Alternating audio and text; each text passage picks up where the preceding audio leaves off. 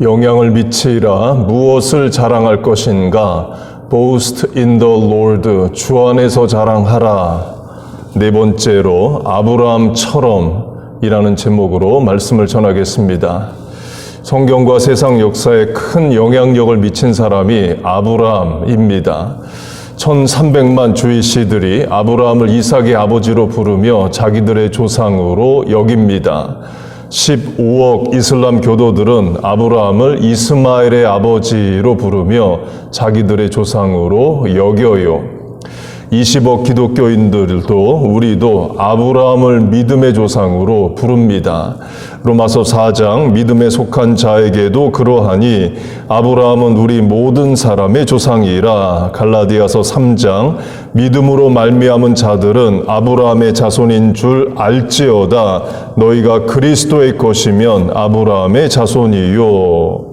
유럽, 북미, 남미, 중동 지역에서는 아들을 낳으면 아브라함 또는 이브라힘으로 이름을 지어줍니다. 아랍어로 아브라함이 이브라힘이에요. 미국의 16대 대통령이 에이브러함 링컨, 아브라함 링컨이고 지금의 말레이시아 총리 이름과 몰디브 대통령의 이름이 이브라힘, 곧 아브라함입니다. 이스라엘과 중동이 늘 분쟁합니다. 작년 화요일에 가자 지구에서 이스라엘을 향해서 하루에 2,500발의 미사일을 쐈습니다. 또 이스라엘은 이스라엘대로 보복 공격을 지금 하고 있어요. 그렇게 이스라엘과 주변국이 분쟁하는데 평화협정, Peace Treaty를 맺는다 할 때 아브라함의 이름을 넣습니다. 2020년에 미국이 중재한 아브라함 협정, Abraham Accord가 그거예요. 그렇게 기독교, 유대교, 이슬람 모두 아브라함의 이름을 귀하게 여깁니다. 아브라함은 창세기 11장에 처음 나옵니다. 창세기 11장은 바벨탑 사건이 있는 장이죠. 데라의 아들로 아브라함이 처음 나옵니다. 그리고 창세기 12장에서 하나님이 아브라함을 부르십니다.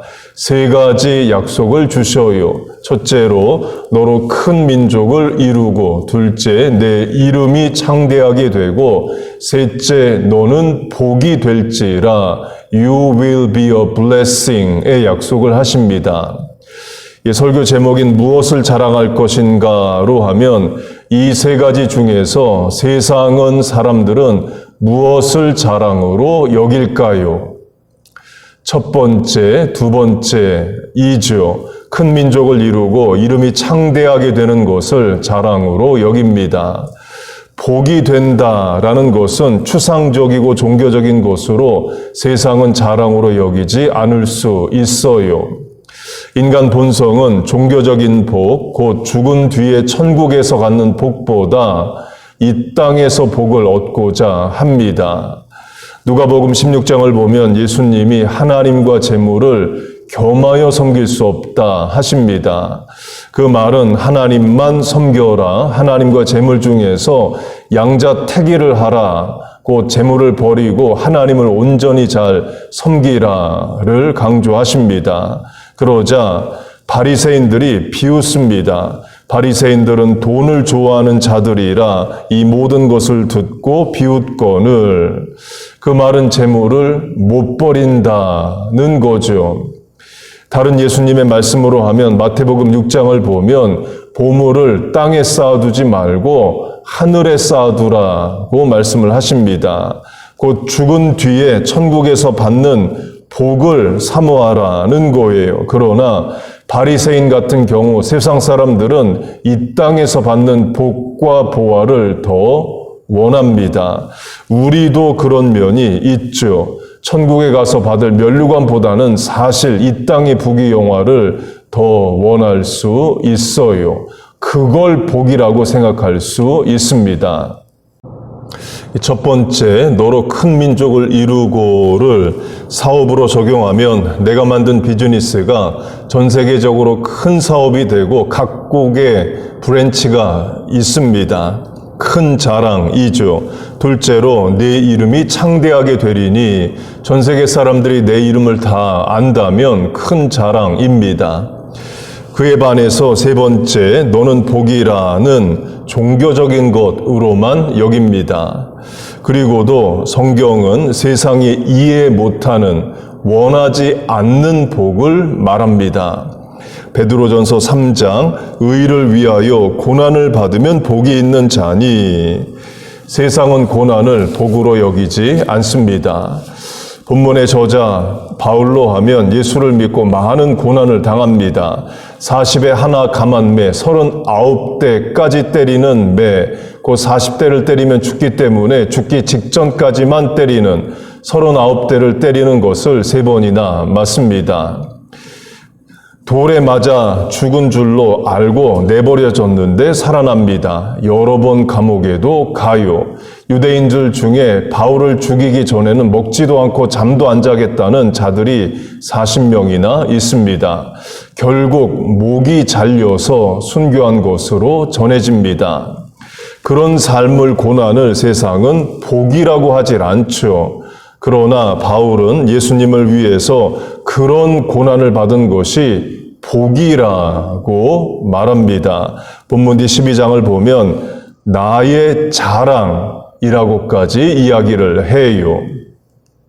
곧 하나님이 우리에게 주시는 자랑, 영향력, 복에 그런 차원이 있습니다. 큰 민족을 이루고 이름이 창대하게 되는 것과 같은 세상에서도 복이라 여기고 자랑으로 여기는 복과 영향력, 은혜도 주시고 동시에 세상에서는 자랑이 아니지만 하나님 앞에서 자랑이 되는 복도 주십니다.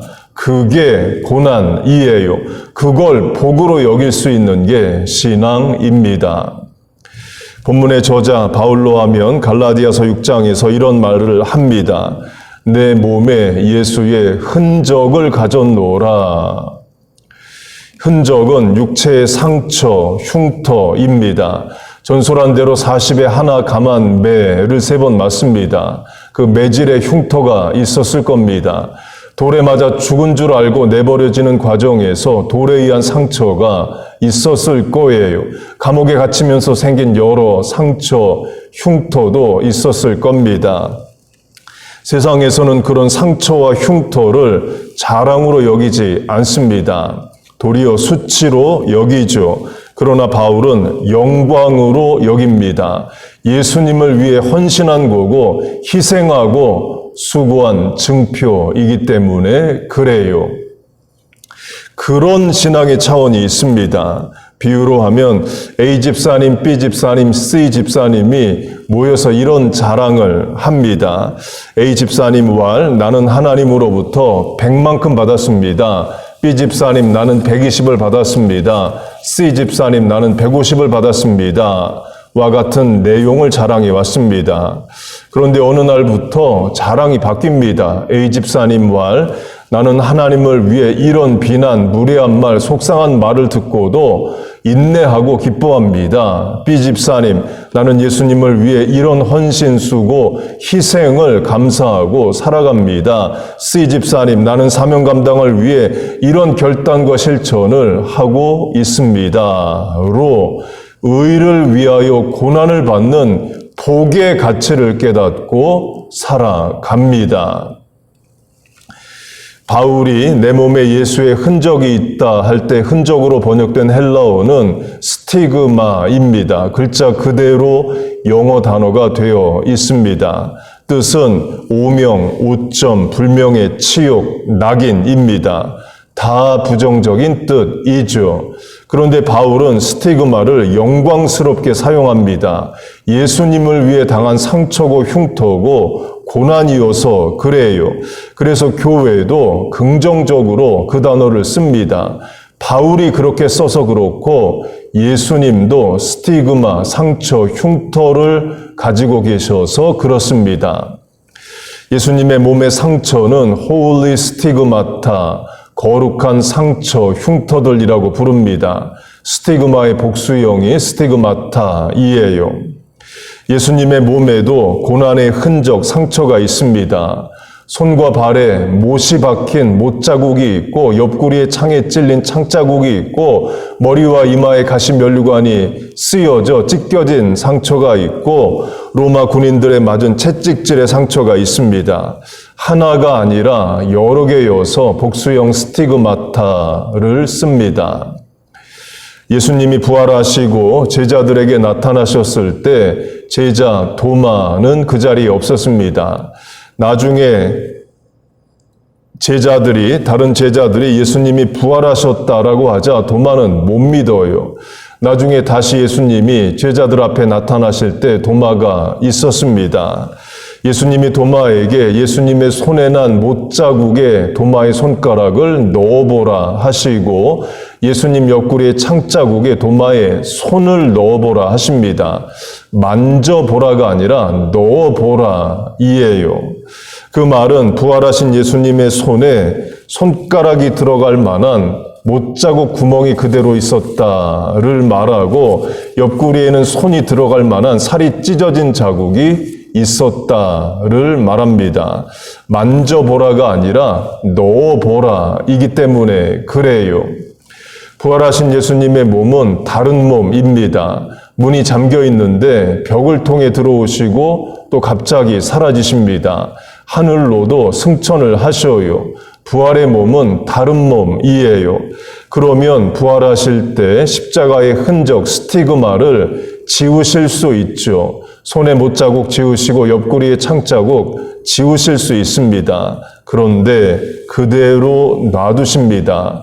십자가의 죽음과 부활의 증거로 놔두시고 도마처럼 믿음 없는 성도에게 보여주시고자 증표로 그대로 놔두셔요. 예수님의 스티그마는 하나님이 주신 사명 감당의 증거고 저와 여러분을 구원하시기 위해 치르신 희생의 증표입니다. 그래서 예수님의 상처와 흉터를 거룩하다라고 불러요. 십자가도 마찬가지입니다. 십자가는 로마 시대의 사형틀입니다. 고난, 핍박, 수치, 죽음, 멸시, 조롱의 상징입니다. 그런데 예수님이 십자가를 지심으로 십자가의 의미가 바뀝니다. 구원, 부활, 생명, 승리, 은혜, 능력으로 의미가 바뀌어요. 그래서 로마 시대의 사형틀인 십자가를 목걸이로 걸기도 하고 국가는 국기에 십자가를 넣습니다. 영국, 그리스, 노르웨이, 덴마크, 스웨덴, 도미니칸 공화국이 그의 입니다. 십자가가 영광스러우니까 자기 국기에 십자가를 넣은 거죠. 의를 위하여 고난을 받는 것이 복이라와 내 몸에 예수의 흔적, 상처, 스티그마가 있다를 우리에게 적용하면 예수 믿기 때문에 당하는, 전도하기 때문에 겪는 오해와 조롱과 멸시들이 있습니다. 전도로 하면, 전도 안 하면 친구와 직장 동료와 아무 대인관계 어려움 없이 잘 지낼 수 있습니다. 그런데 전도하겠다 생각하면서 어려움이 생깁니다. 남의 인생, 남의 종교에 개입을 해서 그래요. 예를 들어 불교 신자로 절에 다니는 친구가 있습니다. 전도하겠다 마음 먹으면 결국 이 말 해야 됩니다. 절에 다니지 말고 교회 오라를 말해야 돼요. 너의 종교를 버리라를 말해야 됩니다. 세상적으로는 공격적이고 무례한 말일 수 있죠. 곧 종교를 바꾸라고 하는 게 전도입니다. 그걸 다른 나라 가서 하는 게 선교이에요. 교회는 종교 바꾸라고 말할 사람들을 전 세계에 선교사로 파송합니다. 전도는 이런 의미가 있습니다. 그동안 당신이 믿고 있던 세계관, 내세관, 가치관, 죽음 이후의 문제, 영생의 문제 해결 방법은 다 거짓이고 속은 것이다. 예수 믿어야 죄사함 받고 천국 간다. 성경 말씀만이 진실이다를 말하는 게 됩니다. 예수 안 믿고 그대로 살면 지옥 간다를 말하는 게 돼요. 공격적이고 도전적이죠. 그래서 전도하면 욕을 먹습니다.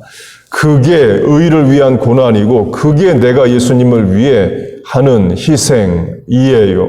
전도하다가 들은 속상한 말, 거절감, 멸시, 영혼 구원을 위해 쓴 시간, 재물, 중보, 기도, 희생한 것이 예수님을 위해 받는 흔적입니다. 그걸 영광으로, 복으로, 자랑으로 여기는 차원이 있어요. 교회 봉사도 마찬가지입니다. 속상한 말 들을 때 많습니다. 교회 봉사를 안 하면 그런 말 안 듣는데 하면 그런 말 들어요. 자식도 부모에게 속상한 말 합니다. 자식 사랑하는 마음으로 이기고 자녀를 계속 대하죠. 교회 봉사도 마찬가지입니다. 속상한 말, 어려운 말 이기고 주의 몸 된 교회를 섬기는 거예요. 코로나 시대로 하면 온라인 예배로만 예배드리면 교회 생활 없고 교회 생활 가운데 겪는 어려움도 없습니다. 그러나 인퍼슨으로 교회 다니면서 문제나 갈등이 생깁니다. 그래서 온라인으로만 예배를 드린다면 이런 것과 같습니다. 자동차를 샀습니다. 자동차에는 사고의 위험이 늘 있죠. 그래서 자동차를 주차장에 1년 내내 파킹을 시켜 놓습니다. 절대로 사고 안 나고 안전합니다. 그러나 그러려고 자동차를 산 게 아니죠. 배도 마찬가지입니다. 배는 항구에 있을 때가 가장 안전합니다. 그러나 그러려고 배를 산 게 아니에요. 전도하고 교회 봉사하는 삶을 사세요. 그 과정에서 오해도 속상한 말도 듣는 건 당연한 겁니다. 그런 게 의를 위한 고난이고 예수님을 위해 받는 스티그마, 흔적, 상처인 거예요. 성도는 도리어 그걸 자랑과 영광과 복으로 여기고 살아갑니다. 예수님이 그런 삶을 사셨고 제자들에게도 우리에게도 그런 삶을 자랑과 복으로 여기라 말씀을 하셔요. 예수님도 그렇게 강조하셨습니다. 산상수훈, Sermon on the Mountain, 산에서 제자들에게 해주신 말씀이 있습니다. 팔복으로 시작을 합니다. 그 8번째 복이 이거예요. 마태복음 5장, 의를 위하여 박해를 받은 자는 복이 있나니 천국이 그의 것임이라. 나로 말미암아 너희를 욕하고 박해하고 거짓으로 너희를 거스려 모든 악한 말을 할 때에는 너희에게 복이 있나니 기뻐하고 즐거워하라. 하늘에서 너희의 상이 큼이라. 그런 복, 자랑, 영향력을 사모하는 우리 모두 되시기를 축복합니다. 그렇게 하나님이 아브라함에게 3가지 복을 약속하시는데요. 1, 2, 3번 중에서 아브라함 살아있을 때 이루어진 약속은 3번 뿐입니다. 1번, 2번은 아브라함의 사후 죽은 뒤에야 이루어져요. 1번, 큰 민족을 이룬다로 하면 아브라함 생전에 큰 민족을 이뤘느냐? 아닙니다. 아브라함의 생전의 자손은 소수였습니다. 그래서 이런 복음성가가 있습니다. 믿음의 조상 아브라함은 7명의 아들이 있었는데요. Father Abraham had 7 sons. 지금 관점으로 하면 7명의 아들이 많지만 성경시대는 그렇지 않았습니다. 사사기의 사사 기드온으로 하면 아들만 70명입니다. 딸까지 하면 100명이 넘는 자녀가 있어요. 17세기 영국으로 하면 감리교회 창시자 존 웨슬리의 엄마 수잔나가 있습니다. 25번째 자녀입니다. 위로 언니 오빠가 24명이나 있어요. 그 수잔나 결혼하고 19명의 자녀를 낳습니다. 그중 하나가 존 웨슬리입니다. 곧 아브라함 당대에는 큰 민족을 못 이룹니다. 큰 민족은 출애굽 때 20세 이상 남자만 60만 명, 여자와 아이까지 합하면 200만의 큰 민족은 500년 뒤에 이루어져요. 2번, 이름이 창대하게 되다도 마찬가지입니다. 아브라함 생전에는 이름이 창대하지 못합니다.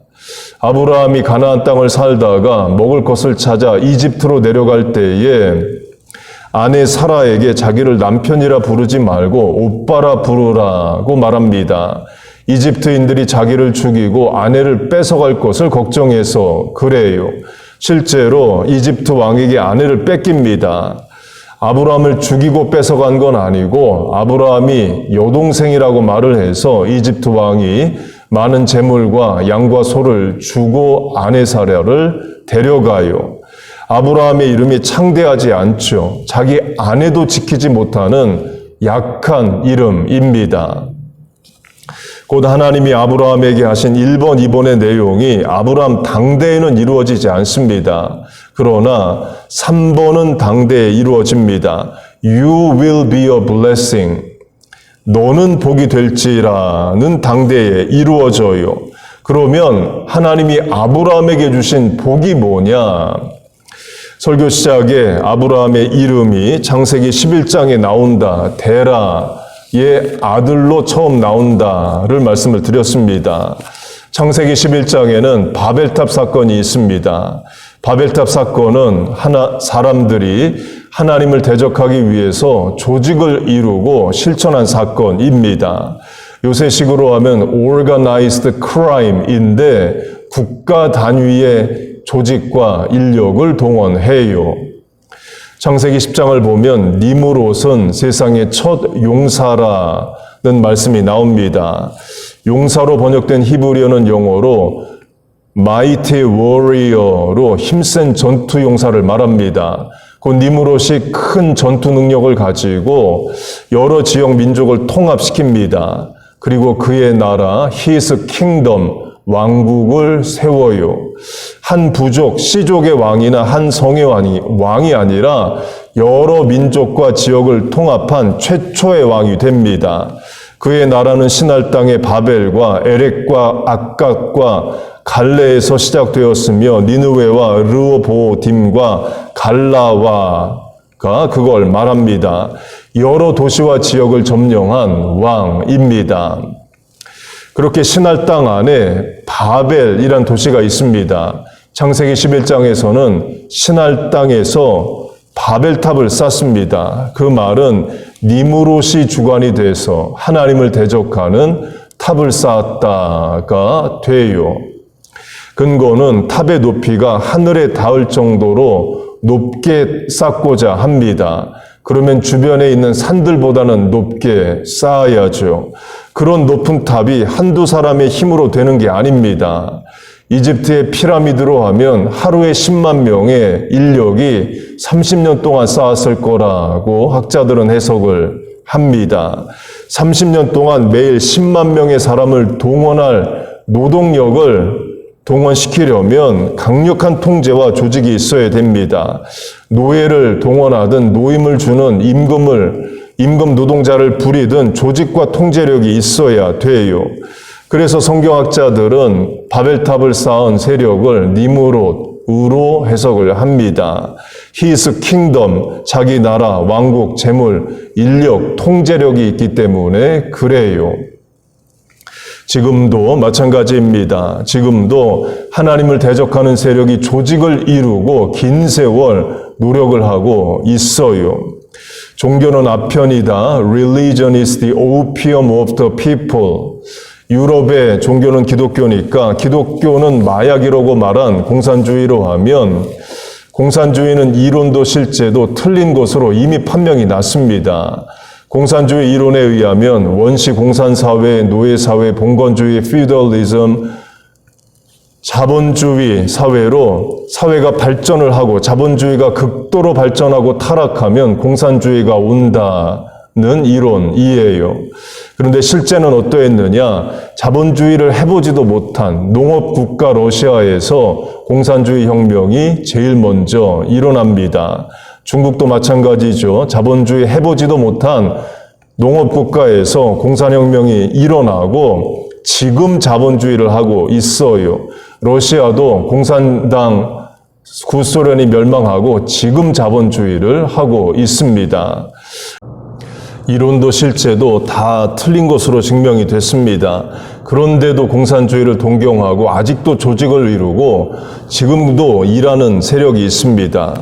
유럽의 여러 나라의 공산당이 있고 일본에도 있고 중국과 북한은 아예 공산당이 지배를 하죠.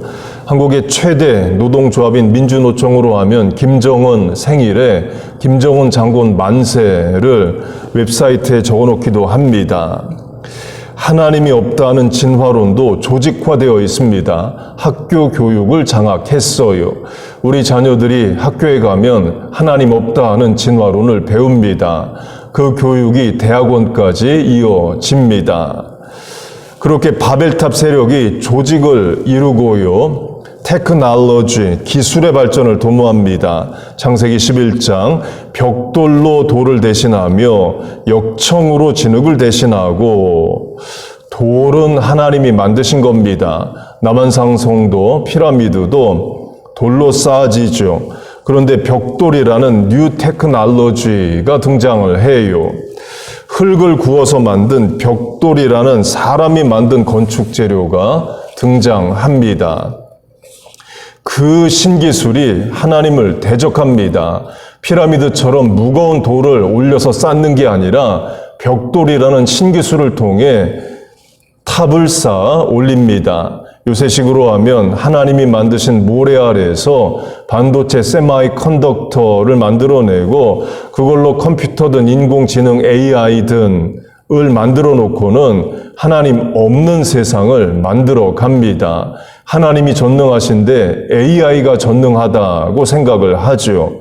하나님께 묻지 않고 구글에게 묻고 한국에서는 네이버에게 묻습니다. 속상한 마음을 어떻게 해결해야 되나요? 스트레스를 어떻게 해소해야 되나요? 대인관계, 가족의 갈등 어떻게 해결해야 되나요? 를 하나님께 나와 기도하고 지혜를 묻는 게 아니라 구글과 네이버에게 묻습니다. 속상할 때 만트라 명상을 하세요. 스트레스 받을 때 자연에 가서 새소리를 들으세요. 이런 답을 얻고 또 실천을 해요. 벽돌로 돌을 대신하며 역청으로 진흙을 대신하다 할 때 대신하다는 지금도 적용됩니다. 창조론 대신의 진화론, 하나님 대신의 무신론, 예수님의 십자가 보혈의 대속의 죄사함 대신에 인간의 자력 구원론, 행위 구원론, 하나님 자랑, 주 안에서 자랑 대신에 세상 자랑을 추구합니다. 또는 예수님이 말씀하신 만몬, 돈의 신을 하나님 대신에 섬겨요. 하나님과 재물을 겸하여 섬길 수 없다 할 때 재물은 머니, 돈이 아니라 매먼, 만몬, 돈의 신입니다. 또는 자아실현, 성공, 사랑 등이 하나님을 대신하게 됩니다. 그렇게 하나님을 대신하는 게 우상인 거예요. 그렇게 창세기 11장에 이미 하나님을 대적하는 세력이 조직을 이루고 하늘에 닿을 탑을 쌓고자 하고 뉴 테크놀로지 신기술까지 동원을 합니다. 악이 득세한 세상인 거죠.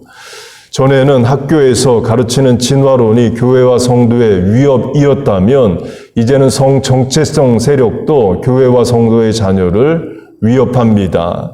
성정체성 세력이 성경을 미워합니다. 이유는 남자와 여자를 구분해서 창조하신 분이 하나님이시기 때문에 그래요. 창세기 1장에서 남자를 창조하시고 2장에서 여자를 창조하십니다. 곧 구분하여 성별을 나누셔요. 그걸 싫어합니다. 그래서 남녀를 구분하지 말자는 게 이 시대의 사상이죠. 대통령, 주지사, 국회의원들이 지지하는 게 지금의 미국입니다. 그래서 신학자들은 이 시대의 바벨탑이라면 성정체성 세력이라고 말을 해요. 그들도 조직을 이루고 세력을 규합하고 영향력을 미치려고 하기 때문에 그렇습니다. 이미 입법에 영향을 미쳤죠. 동성결혼이 합법화가 되어 있습니다. 캘리포니아의 경우는 진화론처럼 공립학교 교육에 동성애가 들어가 있습니다. 어린 학생들 아침에 학교 가면 앞에 나와서 1부터 10까지 해서 나는 얼마만큼 여자 같고 얼마만큼 남자 같은지를 말하는 시간을 갖는답니다. 부모님들이 기겁하죠. 그래서 미국에서 3년 연속으로 가장 인구가 많이 이탈한 타주로 이사간 주가 캘리포니아입니다. 캘리포니아에서 자식 못 키우겠다는 거죠. 그렇게 창세기 11장이 악하고 혼란한 시대입니다. 그런 시대에 누가 등장하느냐? 아브라함이 등장합니다. 11장에 아브라함이 처음 언급이 되고 12장에 하나님의 부르심을 받아요. 세상이 혼란하고 막장 끝장으로 가는 것 같지만 하나님은 하나님의 일을 하고 계시다를 말합니다. 한 사람 아브라함을 통해서 하나님이 역사하신다를 말해요. 곧 You will be a blessing. 너는 복이 될지라의 의미가 뭐냐? 니므롯과 바벨탑으로 대표되는 하나님을 대적하고 악하고 혼란한 시대에 하나님이 아브라함을 택하시고 그에게 뜻을 두시고 말씀을 주셨다가 복이라는 겁니다. 하나님이 하시고자 하시는 일의 뜻이 아브라함을 통해 이루어진다는 게 복이에요. 하나님이 아브라함의 인생과 동행하시겠다는 게 복입니다. 주님과 함께 하는 것이 복이라 인 거예요. 그게 아브라함이 받은 복입니다. 큰 민족이 되고 이름이 창대해지는 것도 복이지만 전술한 대로 아브라함 당대에는 큰 민족도 큰 영향력 있는 이름도 되지 않습니다. 그 약속은 후대에 이루어집니다. 그러나 아브라함이 복된 인생이 되는 것은 당대에 이루어집니다. 하나님이 아브라함의 하나님이 되시고 하나님이 아브라함에게 뜻을 부여하시고 그의 인생과 함께 하시고 동행하시는 복을 받아요. 우리가 받은 복도 그와 같습니다. 우리도 당장의 삶의 형편은 큰 민족을 이루고 이름이 창대하게 된다와 같은 삶은 당장엔 아니라 할지라도 하나님이 우리에게 주신 복은 분명하다입니다. 하나님이 아버지가 되시고 예수님이 구세주가 되시고 성령 하나님이 또 다른 보혜사, 헬퍼가 되셔서 오늘도 우리와 함께 하시고 나를 도우십니다. 예수 믿고 죄사함 받게 하시고 천국 백성으로 살게 하십니다. 우리의 기도를 들으시고 응답해 주십니다. 여러분 믿습니까? 바벨탑과 같은 혼란한 시대에 하나님을 믿고 예수 믿고 구원받은 복이 있다는 거예요. 세상의 헛된 가치관과 자랑을 따라 살지 않고 boast in the Lord, 주 안에서 자랑할 만한 것을 추구하며 살게 한 것이 감사한 거예요. 천국에서 받을 면류관과 상급을 소망하며 사는 것이 감사한 겁니다. 자녀들로 하면 세상 나가서 죄짓고 성공하고 출세하고 부귀와 명예를 얻는 것을 부러워하지 않고 도리어 하나님의 말씀을 붙잡고 세상을 이기는 삶을 사는 게 복이라는 거예요. 그게 먼저 돼야 세상에서 큰 민족을 이루고 이름에 창대해지는 복도 받는 겁니다. 3번이 안 되는 상태에서 1번, 2번이 먼저 되면 타락하고 범죄합니다. 누가복음 15장의 탕자로 하면 돈 생기면 나가 호랑방탕하게 살고 망하는 인생이 돼요. 자녀로 하면 믿음 없이 공부 잘하고 사업 성공해야 하나님께 죄만 짓는 인생이 됩니다. 3번이 먼저 돼야 됩니다. 예수님 말씀으로 하면 먼저 그의 나라와 그의 의를 구할 줄 알아야 이 모든 것이 더하여 지는 거예요. 주기도문으로 하면 하나님의 뜻이 하늘에서 이루어진 것 같이 땅에서 이루어진 데는 내 인생 사용하소서 를 할 수 있어야 한다입니다. 그게 돼야 나머지 복들도 받는 거예요. 곧 아브라함이 받은 복이 뭐냐? 하나님을 알고 믿은 복입니다. 우리의 자랑은 뭐냐? 예수 믿고 죄사함 받은 자랑, 남은 인생 하나님의 상급과 면류관을 소망하며 살 수 있는 자랑, 사명 감당하는 자랑이라는 겁니다. 그런 자랑이 있는 삶을 사시길 축복합니다. 혼란하고 악한 시대에 아브라함 같은 신앙인 되시길 축복합니다.